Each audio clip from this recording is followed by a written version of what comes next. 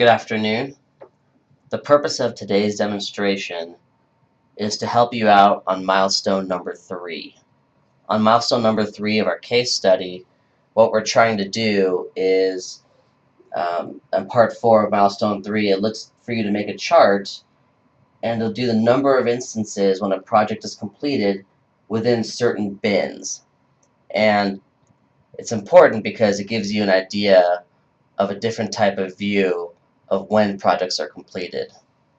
So for this demonstration, you can look at the spreadsheet bins for bread on about homework number 6 that's currently on the SharePoint site. It's called Bins for Bread. If you open that up, you can follow along. In the middle of the sheet, we can see a chart that we're looking at right now. And the purpose of this chart, as you can see on the x-axis, there's certain bins set up. This is the same as a homework number 6 problem where we're trying to decide if we should bake 20 loaves of bread or 25 loaves of bread.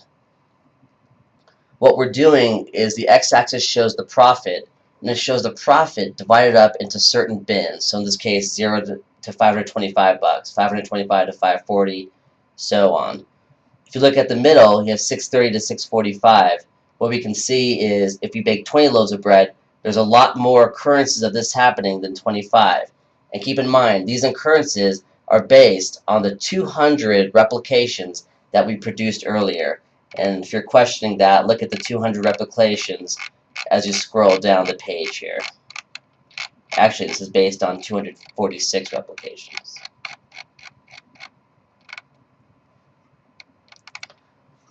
The way we go ahead and build this chart is to look at this section here in Excel that's been built for you. First off, we have the lower bound and the upper bound of each bin. As you can see, we start with 0, obviously, and we chose to go with 525 as the first starting point. That part's variable. You can do whatever you want to do. We could do 500 if we so desire, and the sheet automatically adjusts afterwards, and we'll talk about that in a second. To build this part of the chart, all we have to do is on the lower bound, in this case cell G47, is just equal to the upper bound of the previous increment. So in this case, it's the same as H46. Then, for the next upper bound, we can look at cell H47, and all that is the previous cell H46 plus the increment that we want. So in this case, we want 15 for the increment, so we're adding cell H46 plus the increment. So I'll demonstrate it for you here. So lower bound, again, will be 0. Upper bound will be 500, just to start with something. We want our new lower bound to be the same as the last upper bound. And then the next upper bound is just the previous upper bound plus the increment. Make sure when you do the increment that you put the $2 signs before it, because that ensures that that cell won't move when we copy it. Now to copy down is pretty easy. You highlight the 500 and you double click the bottom right. Oops.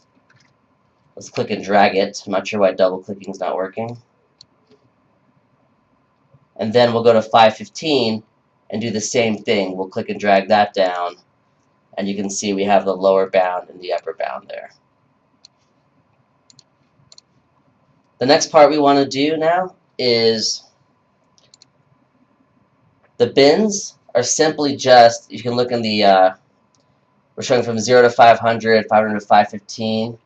All it is looking at the cell and then doing the and sign, the dash, and then the and sign. Now the important part. What we want to do is we'll look at the 20 loaves first. We want to find out how many times, in this case from 0 to 500, how many times if we use 20 loaves, the profit would appear in the bin 0 to 500. And the way we do that is with the COUNTIF statement. COUNTIF, simply what it does is it looks at a certain range, and then it sees how is that range, how many times a certain value appears in that range. So if you look at the top row here, It has equals count if the range C47 to the range C246. Again, that's the range here from 20, from C47 to C246.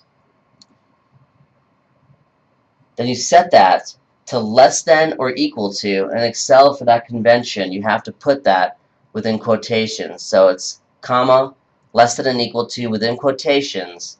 Then you have to use the ampersand symbol. And then we use the cell H46. And the reason we use H46 is that's the upper bound of our bin. So all we're saying is within that range, how many values or how many profits are less than or equal to 500. In this case, it's 3. Now we can copy that all the way down, which we did. What you'll notice is because we're looking at less than or equal to, you're always increasing. So for example, let's look at 600 or 590 to 605. There's 61 cases where the profits are less than or equal to 605, but that also takes into account all the bins from 0 to 590. So to get rid of that, we look at the next column over. First cell, we just use J46, which is a copy of what we had for our countif statement. And then from that point on, it's pretty easy. All we have to do is take J47, which is the next cell in the countif statement, and subtract it from the previous cell. In this case, it gives us 0. So there's 0 instances of profits between 500 and 515. And then we keep on going on and on. So what we can do is, I'll give you a demo real quick. This will be equal to J47 minus J46. And then we can copy that down all the way. And that creates the bins. We can do the same thing for loaves of 25, as well as the bins for 25. Lastly, we want to make our chart. The way we can make the chart is highlight the bins, and using the control key, highlight loaves 20 and highlight loaves 25. Excuse me, you want to highlight the bins, then highlight the bin 20 and the bin 25. You can then go to Insert. Let's do a column graph, and let's try the 2D column in the upper left, and there you go. You have a bin chart with that can tell you a lot about interpolating your data. I hope this demo was useful, and good luck doing it.